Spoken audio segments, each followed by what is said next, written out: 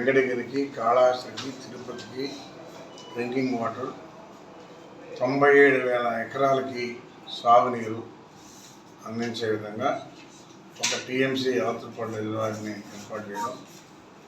అయితే ఇది గతంలో 18లోనే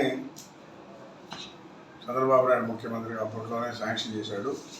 అయితే ప్రభుత్వం మారిన దానివల్ల వాడు కావాలని మళ్ళా రివర్స్ సెంటర్ పెట్టి ఆయన కడప ఆయన వేసి ఆయన ఎటువంటి కూడా తెలియదు. మళ్ళీ ఇప్పుడు ఫ్రెష్గా మళ్ళా ఇప్పుడు తయారు చేసి మళ్ళీ పెట్టడం జరిగింది.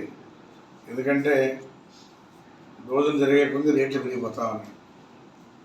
ఇది ఆల్రెడీ అప్పటికని చేసి ఉంటే 300-400 కూడా అయిపోయిండేది, 200 పెరిగింది మళ్ళా. కాబట్టి మే నెలలో ఖచ్చితంగా టెండర్ పిలిచి త్వరితగతిన చేసేదని ఏర్పాటు చేస్తాం.